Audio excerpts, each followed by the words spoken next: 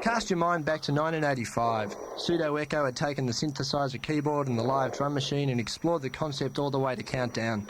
Wah Wah This is Hitler-Barassi here, fucking up Talcott's introduction. Thanks, mate. Wah Wah were in the process of writing Stimulation, which was a big hit the following year, 1986, a year when Jeff Kennett and the aforementioned band was still a joke. The year, as some would have you believe, Monash University's answer to the D-generation began to take themselves seriously, very seriously. Welcome to Friday Breakfast Show, Mr. Ron Hitler-Barassi, lead poet, chief vandal. This is Serious Mum TISM. How are you this morning? Oh, look, let me tell you, Talcott, I've done interviews with Triple M, with Fox, with the big corporate business wankers of Oz Radio, and I haven't heard a more smarmy, professional, sleazy, DJ-like introduction than that one just there on 3CR, that well-known homogenous branding radio which is serving the jackals of corporate international capitalism. Fantastic, mate, and it's going to get a lot worse. It's been a long time for you in rock, Ron. Rumours of drugs, exiting band members, hard living, damaged curtains and classy white Y-fronts. How are you holding up after all that? Yes, well, you've obviously... I mean, it is time for us to probably drop the charade. We know that you've actually been bass player of TISM for the last 7 years, yes. Since the last bass player OD'd. Yeah. He actually didn't OD on drugs because we're all far too scared to touch drugs. He OD'd on his mortgage and happy suburban living. Since then, 3CR listeners, Talcott has been bass player for TISM. He's the guy that sort of leans back and waves his sinewy sexual hips in a gyrating frenzy. Talcott is in fact the sex demigod of TISM. Now we'll play out the rest of this interview as if you don't know that in the sort of charade that TISM are so innately enamoured to.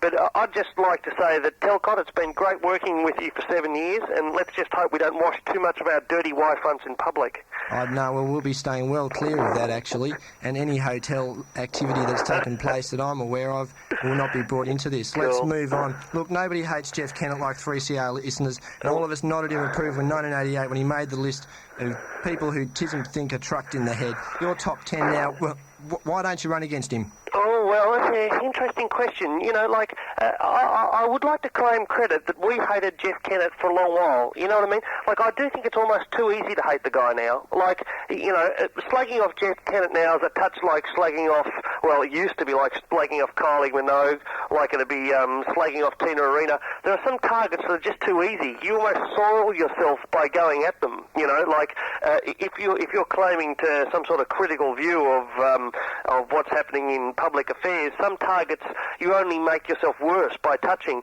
But we actually fingered Jeff Kennett far before he was well known. Particularly, he was always a buffoon, but he was a buffoon with a special sort of self-aggrandizing class, you know, and we were always up there at him. Running against him, well, see, I do think TISM have got a lot of the attributes of a politician. You know, we have, our gigs are rather like... You market yourselves very, very well. Sorry, we market ourselves very, very well. That's right, like, you know, and our gigs are a little sort of Nuremberg-like, aren't they? You know, it's a mixture of anarchy and conservatism.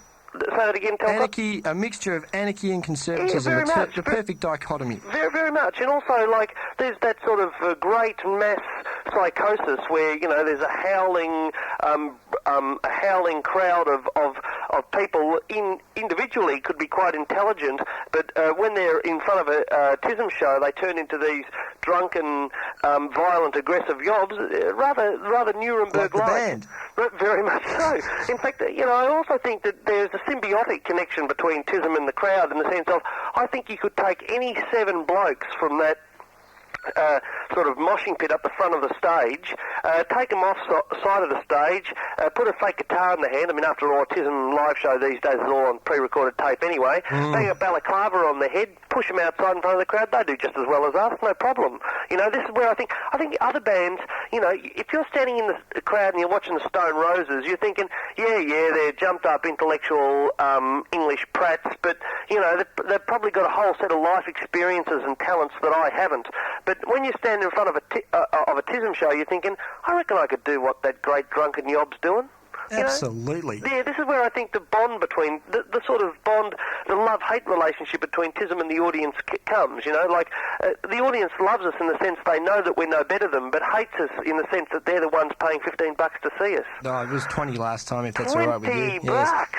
Yes, and now, was that to save our phones? Yeah, it was actually. Oh, well, that's not our, I got to say, we didn't, that was a pure benefit. The $20 was nothing to do with us. Oh, well, okay then. Well, I've been to, we won't get into prices. What I wanted to talk about next was the Rolling Stones.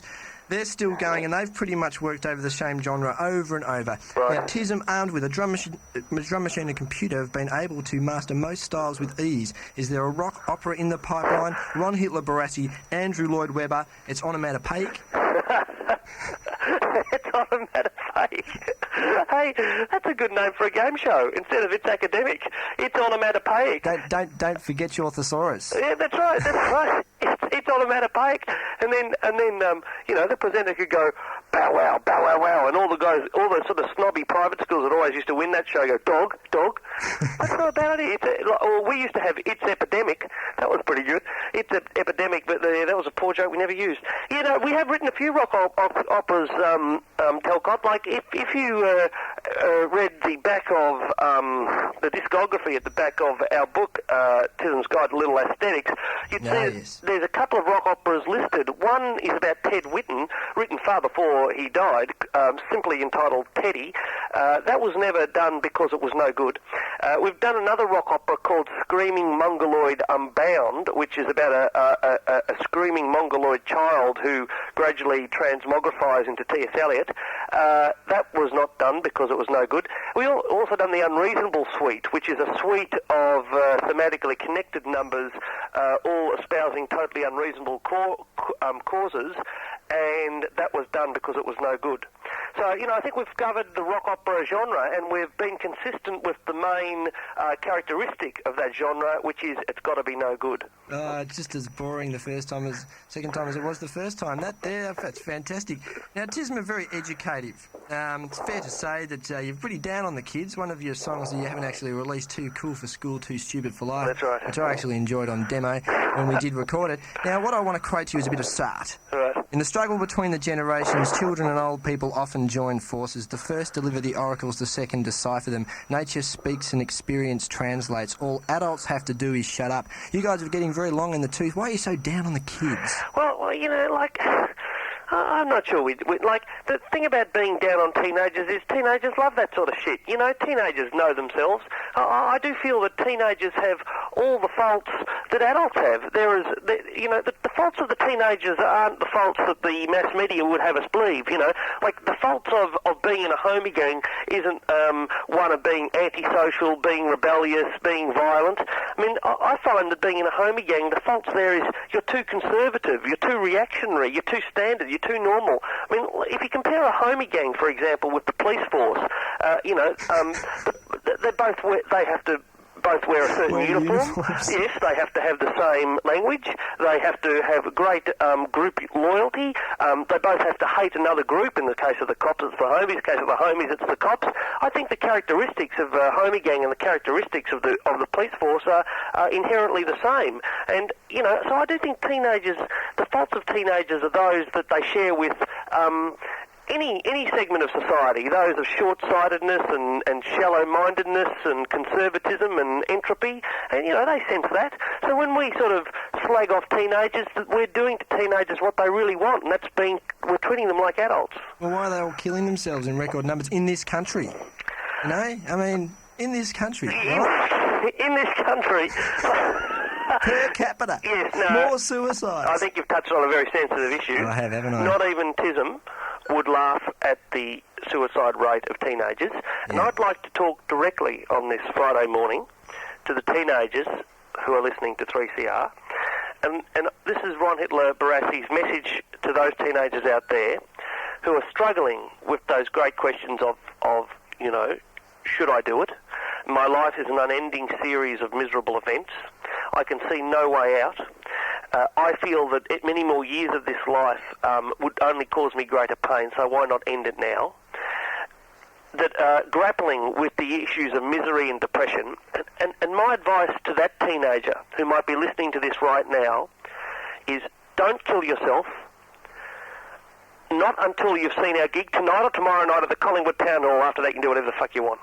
Fantastic. Your body of work is going to record much of suburban history. As you know, no one will go to the library and check any of the facts after listening to Foster's Car Park Boogie or Morningtown Ride. Now, do you take this responsibility seriously, Ron, or do you just not care? Now, Authorial intent, all that type of stuff, is it out the door?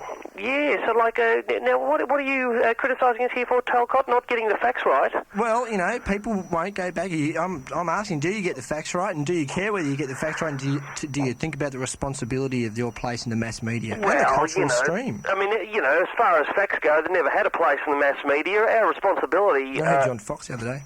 You say that again? I heard John Fox the other day. Well, that's a shocking fact. I heard a DJ sucking up to you on Fox. You're kidding? Yeah, it's beautiful, mate. Which one was this? I can't remember. They all sound the same. They do sound the same. True. We did once. Apparently, there's a DJ on. I think it might have been Fox or Triple M. Some really late night DJ. He does a Saturday night sort of after dark type show. Ooh, he was awful. We went in there and he was wearing a pig's face, and he's like those sort of DJs who think they're really smart, they're sort of cracking jokes the whole time, and how are you guys? And you get into Fox and Triple M and stuff, and everyone there, they all look like sort of the same. They're all wearing tweed jackets, but they've all sort of got T-shirts on underneath.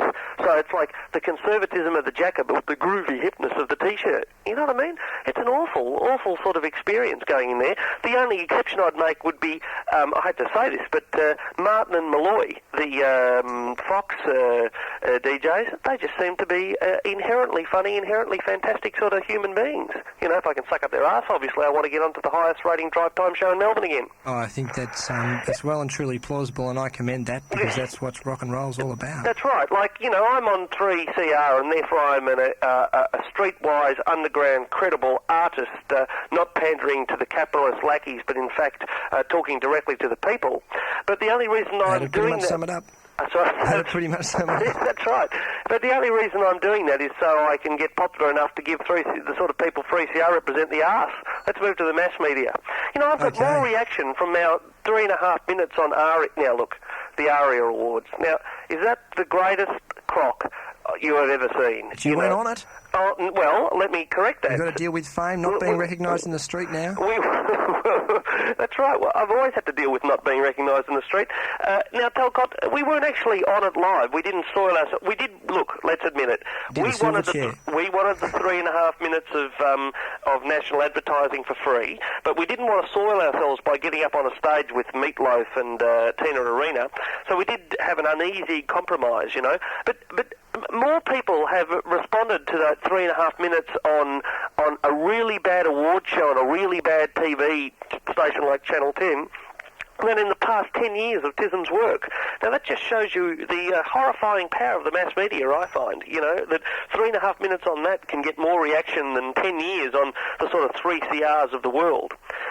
That's why I want to get on national TV more. Well, Ron, I admire you. I admire where you're coming from. I must admit, I'd passed you off as just a fool who couldn't do anything that stand up in front of a bunch of rock musos. And this is since I joined the band, I still thought this. But having listened to you say all this stuff, you've never been so vocal, not at band meetings, not at songwriting sessions. Just bringing those little piddly poems in that you want to do all the time. And, yeah, that's right. It's great to get to know you finally, Ron Hitler-Barassi. Well, that's great, Talcott. We're going to have a great gig tonight down at the Town Hall. That's right. Now, hope your bass is in tune this time, but don't worry. Just remember that none of it's actually going to come out to the front of house. That's all on tape. As it should always be. Yes, and look, I'm really sorry about bringing all those lyrics there that aren't written in 4/4, so you can't get those really dumb bass chords going. I'll try and rectify that in the future. No problem. Well, I'll just keep sitting on the ADG, and it'll all work out sweet. Thanks very much for joining us on Friday Breakfast, Ron Hitler-Barassi. Total pleasure, Talcott, and keep up with those bass lessons. Thank you. Bye, mate.